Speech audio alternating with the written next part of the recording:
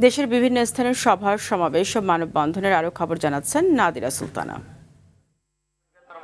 কুড়িগ্রামের উলিপুরে দ্রুত বাইপাস সড়কের কাজ শুরুর দাবিতে আধা কিলোমিটার জুড়ে 2 ঘন্টা ধরে মানববন্ধন করেছেন সর্বস্তরের মানুষ। ঢাকার ধামরাইয়ের ঢুলিভিটায় সড়ক ও জনপথের নিয়মিত উচ্ছেদ অভিযানে হামলা হয়েছে। এ ঘটনায় 2 জন আহত হয়েছেন। পরে উচ্ছেদ অভিযান বন্ধ করে দেয় সড়ক ও জনপথ বিভাগ।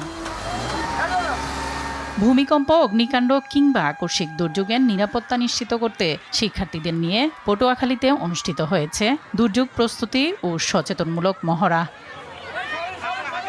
গাইবান্ধার ইউনিয়ন ছাত্র শিবিরের সভাপতি সাইফুল্লাহ হত্যায় জড়িতদের গ্রেফতার ও দৃষ্টান্তমূলক শাস্তির দাবিতে রংপুরের পীরগঞ্জে বিক্ষোভ মিছিল অনুষ্ঠিত হয়েছে। একই জেলার পীরগঞ্জে গাঁজা সেবন ও ইয়াবা সংরক্ষণের দায়ে বেলাল নামে এক ব্যক্তিকে 6 মাসের বিনাশ্রম কারাদণ্ড দিয়েছেন ভ্রাম্যমাণ আদালত।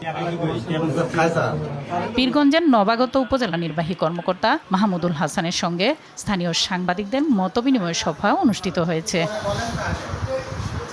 প্রেস ইনস্টিটিউট অব বাংলাদেশের আয়োজনে যশোরের 3 দিনব্যাপী মাল্টিমিডিয়া, এআই ও ফ্যাক্ট চেকিং বিষয়ক সাংবাদিকতা প্রশিক্ষণ কর্মশালা শেষ হয়েছে।